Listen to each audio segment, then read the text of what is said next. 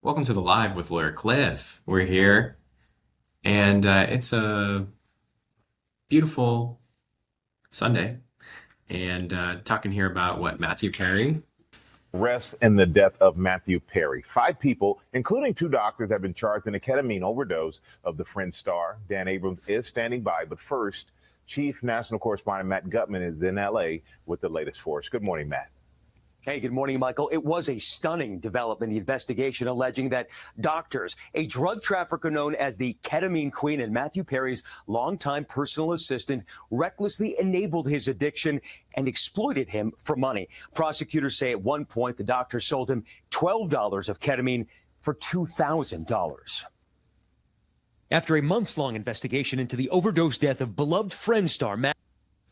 Whoa. So they sold him $12 of ketamine, $2,000.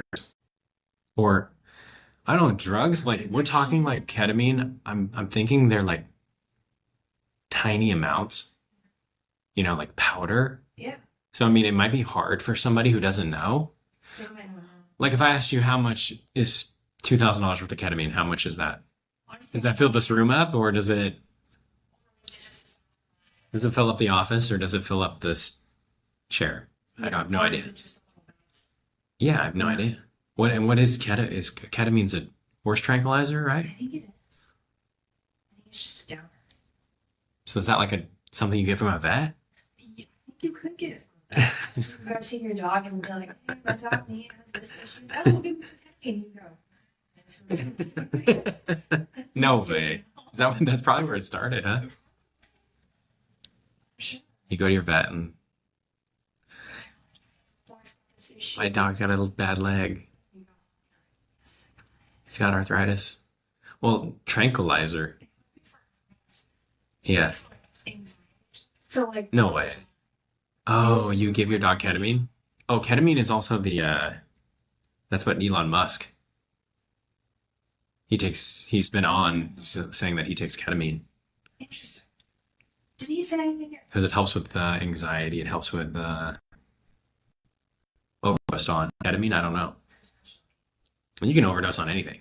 You really And could. it's like, I mean, I heard the other day somebody overdosed on coffee or caffeine.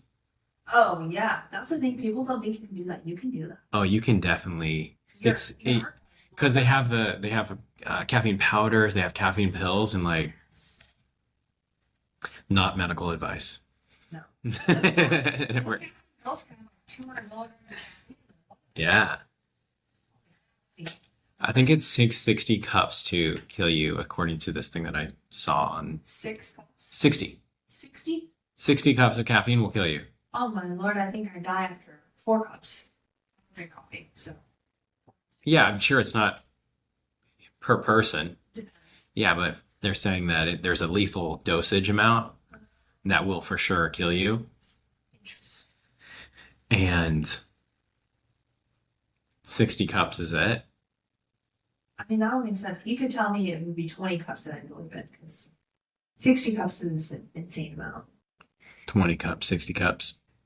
Mathew Okay, let's try Perry. again. This morning, 5 suspects facing federal criminal charges. Better The than- investigation revealed that in the Bigger. fall of 2023, Mr. Perry fell back into addiction, and these defendants took advantage to profit for themselves. The Department of Justice claiming a broad underground criminal network, including 2 doctors and the actor's live-in assistant, used Mathew Perry as a personal piggy bank by securing and selling him the powerful drug ketamine. Requesting 2 additional units and a supervisor to respond to Bluesdale Drive. In late October, Mathew Perry was found unconscious, slumped over in his hot tub in his LA home. The autopsy revealing he died from acute effects of ketamine.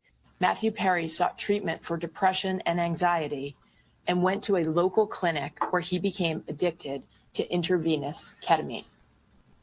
When clinic doctors refused to increase his dosage, he turned to unscrupulous doctors who saw Perry as a way to make quick money. Over the span of less than 2 months, authorities allege Dr. Salvador Plasencia sold the actor 20 vials of ketamine for $55,000 cash.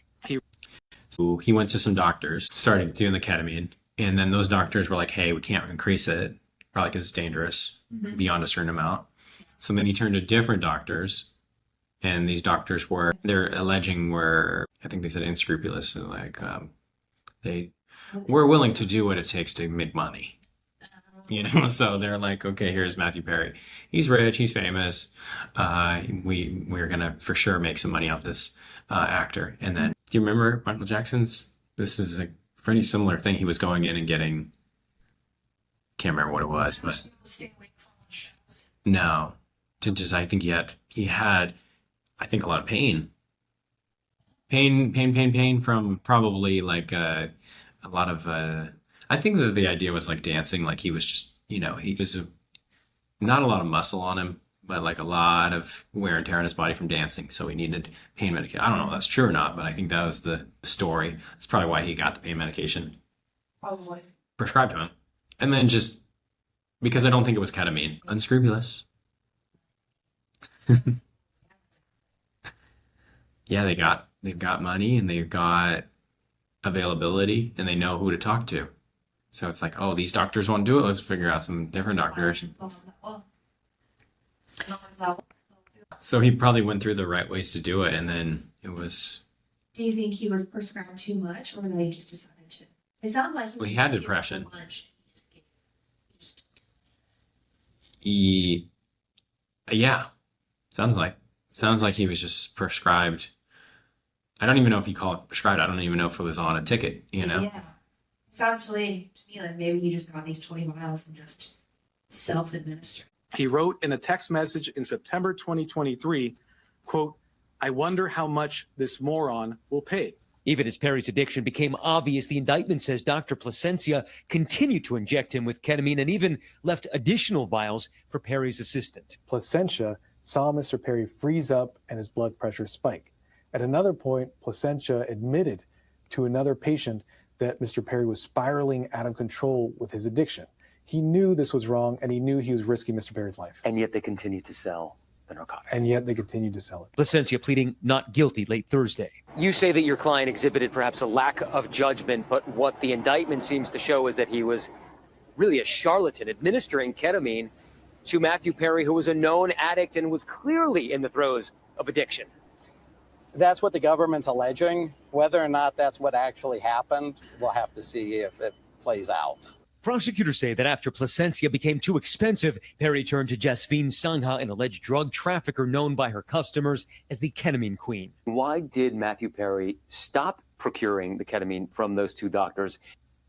Okay, before we get into the ketamine queen, that the doctor said that Mathew Perry was spiraling out of control, why would you tell another patient anything about that you were representing anybody? That sounds like a breach of doctor-patient confidentiality. Yeah. I mean, pretty objectively, you can't talk. Unless Mathew Perry somehow was like, oh yeah, you can tell all your patients that you're with me, but then why would you specifically say that he's spiraling out of control and that you talk? That just seems like, I mean, I guess if this is the kind of thing they're alleging, you're alleging this doctor is an unscrupulous doctor. But its case is he knew it was not guilty and he decided to anyway. He knew what they were doing. They knew. The doctors knew, and they decided, let's do it. We're gonna make some money and knock it up and now. That states that they caught him. And well, now you're saying that they've been guilty. One of the doctors did. I don't know which one. So it's all alleged at this point. But for the person who pleaded guilty, they probably pleaded guilty for a reason. Okay. And go to the ketamine queen, as she was known. At some point, Mr. Perry decided to go to a different supplier, and she was able to procure even larger amounts of ketamine, 50 vials over 2 weeks. And she was giving him a better price than the doctors were. She got $11,000 in cash, as opposed to $55,000 in. Perry's assistant would then receive the drugs. According to Kenneth Iwamasa's plea agreement, he injected Perry with the ketamine at 8:30 a.m. on the morning of his death. Again, a second injection at around 12:45 p.m., and then a third around 40 minutes later, in which Perry allegedly asked him to shoot me up with a big one. Oh, no. Matthew Perry shot to fame playing the quick-witted Chandler Bing on Friends. Perry sat down with... Yeah, it's like, how long is the high? Because I heard that, like, cocaine is like 2 minutes. And, like, I think meth or, what's the other one? Heroin. Shorter. It's, yeah, I mean, that's, probably 15. And so that's why you have addictions and you like cocaine. It's like people will like go into clubs and go into parties and do cocaine and be high for while they're there. And they might be high for 45 minutes or an hour or whatever. Yeah. But then people who are addicted to heroin, it's like they do heroin and they're immediately back on the street. And After 15 minutes, yeah. It's like they get high and it's by the time they get back to where they're begging for money or whatever it is, they're needing more drugs. It's just very like, it's a really high turnover and that's the problem. Okay. And then I didn't catch how much, but they're saying that she got $11,000 instead of $55,000. I didn't exactly catch that. So I don't, it's kind of like she got less money. Down with our Diane Sawyer in 2022, acknowledging that sobriety for him has been a lifelong challenge. How will we know when you're in trouble, when you're not okay?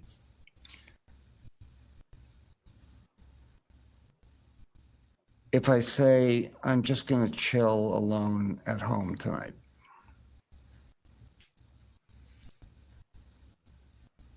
And part two, the other thing, is if I ever say I'm cured. Now, both Dr. Placencia and Sangha, the alleged ketamine queen, have pleaded not guilty. If convicted, they face decades in prison. The other three have pleaded guilty and will be sentenced in the coming weeks.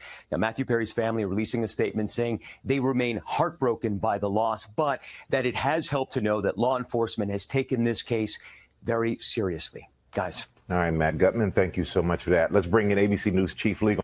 Yeah, that's kind of interesting because a lot of times in these types of cases, I mean, we have Michael Jackson where a very similar thing happened, but think of how many overdose celebrities there have been. Been a lot. so many, and I feel like they never do anything about it. Well, there's, yeah, I mean, what are you gonna do? Yeah. You don't know where they got it. Yeah. This one, bigger and more. Mm-hmm. So it's not like when you get it from a doctor, it becomes maybe more trackable. But when you get it from, yeah, just concentrated ketamine quickly. The indictment of 2 doctors and 3 other suspects in connection with the death of actor Mathew Perry has exposed what prosecutors are calling an underground drug ring in Los Angeles. And a lot of attention is focused on the woman being dubbed the queen of ketamine and her lavish lifestyle. Jim Murray has the latest. We're learning more about the so-called queen of ketamine's lavish lifestyle before her arrest in connection with Mathew Perry's death. The accused drug dealer posted videos, partying it up at dance clubs, showing off designer clothes and bling. There she is next to a $200,000 Maybach at her birthday party, which was pimp-themed. The party was held 6 days before Mathew Perry's drug overdose last October. 2 weeks later, she was off to Japan, indulging in shopping sprees. Her high-end lifestyle also included private jets, vacations at oceanfront resorts, and posing with celebrities like Charlie Sheen in 2022. Prosecutors say Jasveen Sangha's extravagant lifestyle was funded by selling drugs to the rich and famous. Law enforcement says they confiscated 50 bags of narcotics here at her North Hollywood apartment, which they're calling her stash house. Prosecutors allege 2 weeks before he died, Sangha sold the Friends star 50 vials of ketamine for $11,000, boasting, "The drugs are amazing. He can try it, and I have more if he likes." We're also learning more about Mathew Perry's live-in assistant, Kenneth Iwamasa. Prosecutors say he injected the actor with at least 27 shots of ketamine in the 5 days leading up to his death. On the day of Perry's fatal overdose in his hot tub, prosecutors say Iwamasa injected Perry 3 times. As he was being given the final and lethal dose, Perry told him, "Shoot me up with a big one." 2 doctors are also being named in the indictment. Dr. Mark Chavez has agreed to plead guilty to 1 count of conspiracy to distribute ketamine. Dr. Salvador Plasencia is accused of supplying Perry with 20 vials of ketamine for $55,000 and has pleaded not guilty. He's the doctor who allegedly called Perry a moron. I spoke with his attorney, Stephen Sachs. The prosecutor is claiming that your client charged Mathew Perry $55,000 for what amounted to hundreds of dollars in ketamine, and that one of his text messages reportedly said something like, "Let's see how much this moron will pay." If the text message is true, while it certainly is insensitive, it's definitely not criminal. The lawyer says his client stopped treating Mathew Perry 2 weeks before he died. Yeah, I don't know how tubs affect ketamine, but it can't be. Did you see that hot tub, by the way? Whoa. That was a huge hot tub. That looked like a pool. Jinx. Yeah, it was. Yeah, him. Was he wearing headphones? I mean, he was like definitely, I don't know. See, you never know. It's like that, a picture from the day that he passed away, was that a picture of him just like sitting in this pool and they're calling it, and it's you never. It sounds like he got ketamine, $55,000 worth of ketamine from the doctors, and then $11,000 worth of ketamine from Ketamine Queen. So it was 2 resources. Okay. That's what I got from it. That's what you got from it? For overdosing? Right. Is it the person who does the... Which sounds like he was assistant. Or is it the person who... Or is it his responsibility? Or is it the doctor's responsibility? I mean, it's like, well, that's why they're trying to prove that they acted so inappropriately. And then the other side is the defense side is trying to prove that, hey, I wasn't his doctor anymore. You know, I stopped being his doctor 2 weeks before, then he went to the Ketamine Queen, and so they're going to have to try to show this kind of like cascading effect. Where it's like, well, if you didn't get him so strung out and so addicted based on your poor practices, then he would not have led to death. So you are made cause of it, and maybe like a murder. Yeah, you. Yeah, it's homicide recklessly. You're acting for reckless to right the level of a major cause in that. That's not what they're going to say.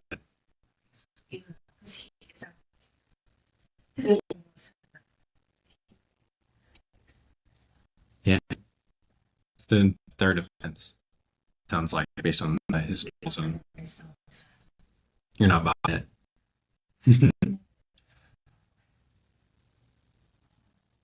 Right, but it would be a potentially a good defense in maybe a different case. Yeah. Where, you know, maybe it's not a drug case, but it's like a therapist case where somebody's like alleging like, hey, I'm going to take my life. And then you're saying like, well, 2 weeks before I ended representation. Yeah. You know, I mean, and maybe that plays into it. Well, maybe they have. If you're in therapy, that's probably why you're in therapy. For many people, is like you're feeling depressed, you're feeling like potentially taking your life. So it's like bumping up right into the end of it where, you know, hey, that's why I'm here. I'm a therapist because I'm trying to help you. But it's like, well, it happened 2 weeks after, maybe I'm not responsible because I didn't know about it. They're like, well, I told you during the 2 weeks before that it was possible and you didn't do the right thing, all that kind of stuff. You know, you take it seriously.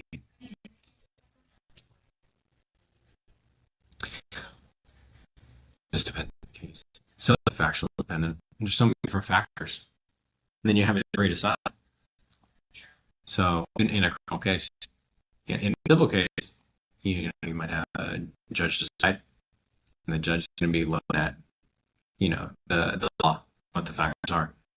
And if there was negligent actions taken that were the cause. If there were negligent action taken and they weren't the cause,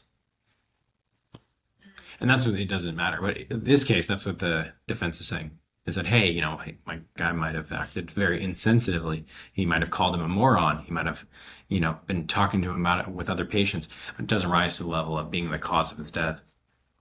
Still in that term.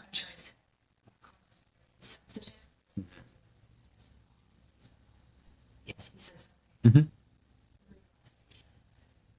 it's not rising to the level of meeting the elements of this crime. Yeah, which I'm not sure what crime it is in the state, but that's what he's saying. That it doesn't meet all of the elements.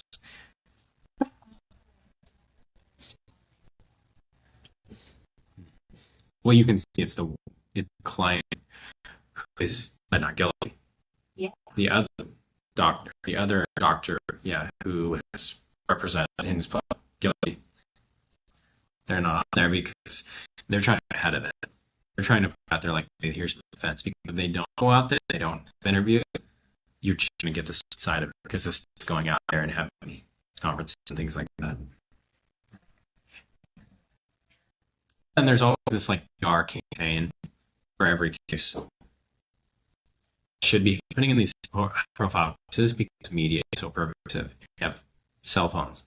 We're just constantly looking at the cell phones 24/7 and getting news. And so you cannot completely shield against it. And so you can see like Inside or whatever this news organization and the other news organizations, all of them are going to have mostly the one side, the kind of the through line, and then they're going to take the defense's side at the end, or throughout. And it's important to have both sides. Otherwise, it's just like looks totally one-sided. Is it risky for the lawyer to do that? To go on camera? It can be risky, but you got to weigh the risks and the benefits. If the risk is, hey, we might look bad.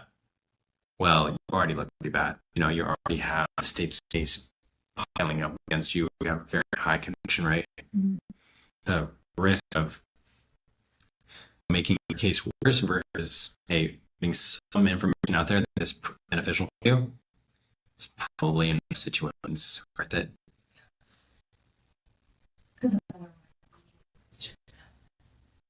The media is good.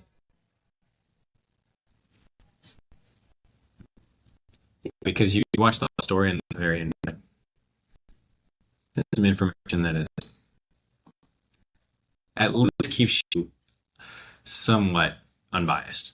Mm-hmm. Where it's like, okay, maybe there is another side of the story. Yeah. Versus just. Mm-hmm.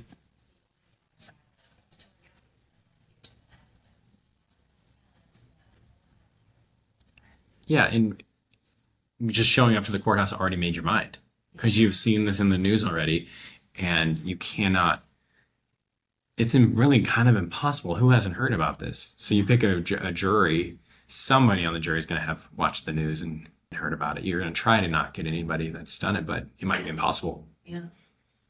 I mean, Mathew Perry, friend, it's a big case. It is. Very big case.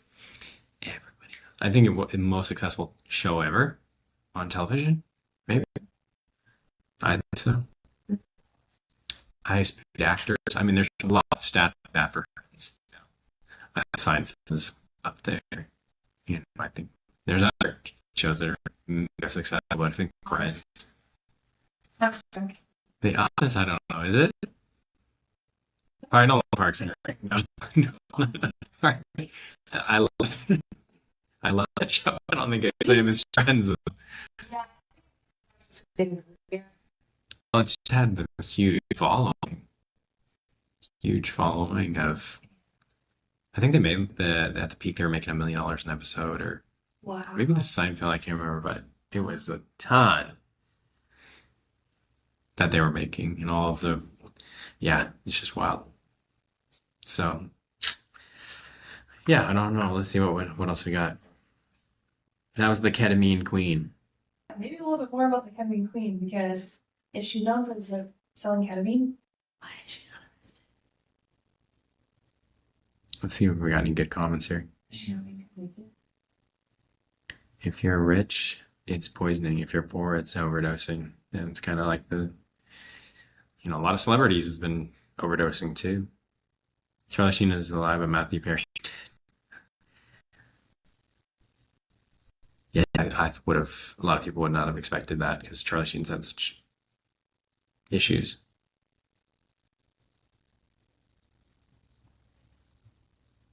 Yeah, so kind of the same thing there. People are worried, like, It's like, how does this come up if he was not a celebrity? But it's like a lot of celebrities, like you said, it's like I can think of like Keith Ledger, or Heath Ledger. Yeah. He's just overdose. Mac Miller, overdose. I don't think there's anything comes from those because they probably got it from not a legitimate source. Exactly. Okay. Do we have anything more recent? 4 months ago, 11 months ago, 11 days ago? We got off something from a couple days ago. There's nothing. I saw some more. From 2 days ago.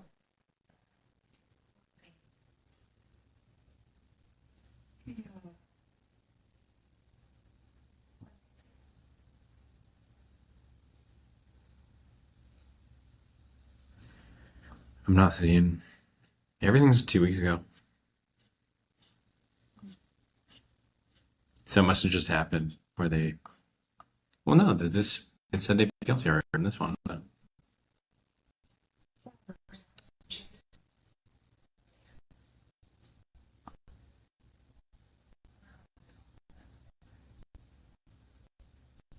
Small home, just an Oregon town home. Small plane.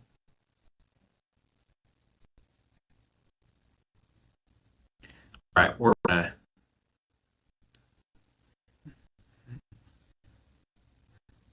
Move here. If I can find some.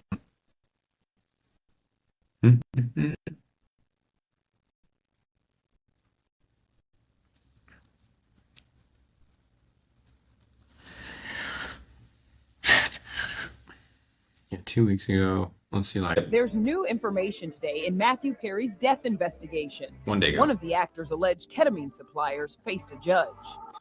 It's sort of well documented, my world of recovery. Taking K is like being hit in the head with a giant happy shovel. These defendants were more interested in profiting off Mr. Perry than caring for his well-being. Dr. Chavez, do you have any remorse about what you've done? That's Dr. Chavez entering federal court in LA after agreeing to plead guilty to felony conspiracy to distribute the drug that killed Mathew. Chavez could have faced 10 years in federal prison, but he's going to get a significantly reduced sentence, or maybe no time at all, because he's agreed to cooperate against the people that are more responsible for Mathew Perry's death. Mark has agreed to a temporary suspension of his medical license. Mark's doing everything he can to try and accept responsibility for what happened in this offense. He is cooperating to the full extent possible.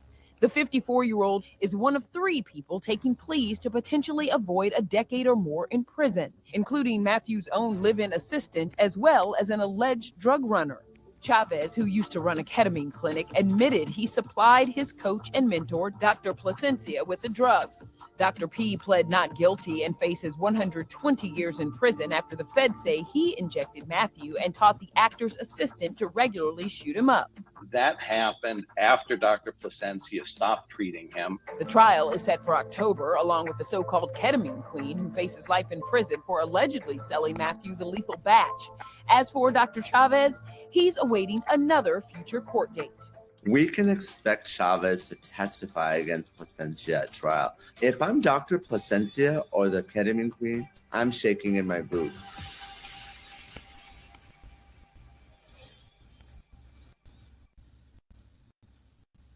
One big update.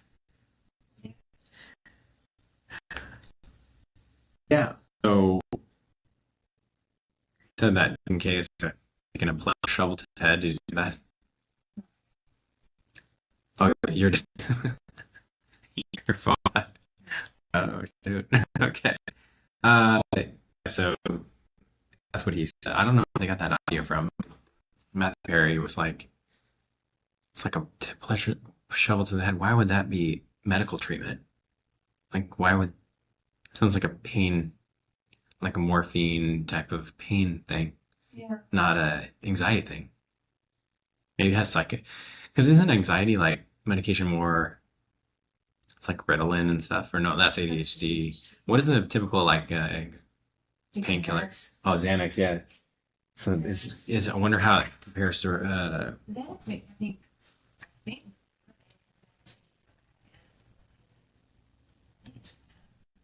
I don't know. Oh, yeah, it's true, right? Yeah.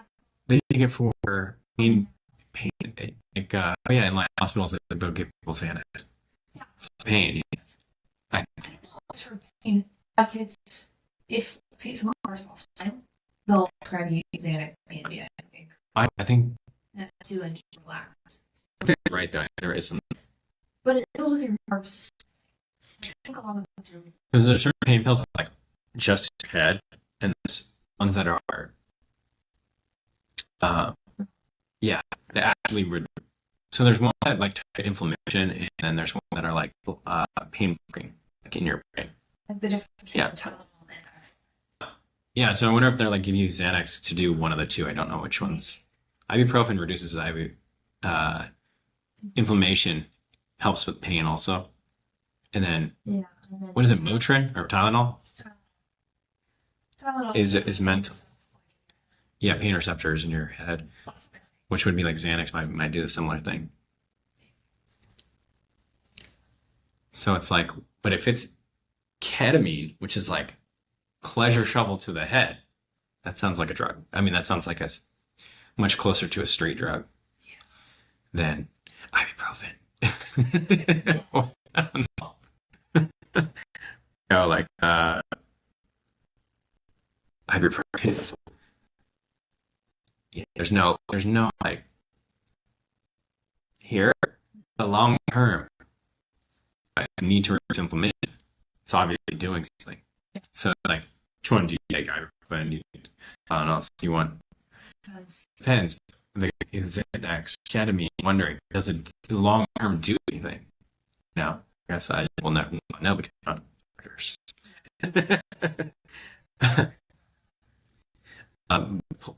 Pleasure shovel to the head. That was kind of good. But so the Mark Chavez is the name to play guilty. Yep. And he agreed to a temporary suspension to his license. I don't think that's how that works. He probably, based on his, probably had no choice. But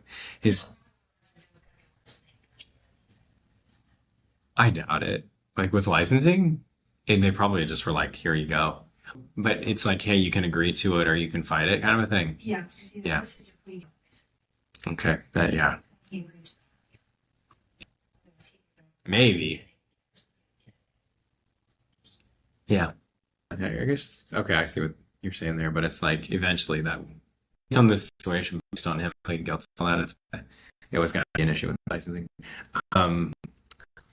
And so what they're saying is like coach and mentor for the other doctor. Valencia, I think is his name. So Valencia was like the coach mentor for Chavez, which seemed interesting because it seemed like he would look younger. Yeah. So I'm gonna give him next maybe. No.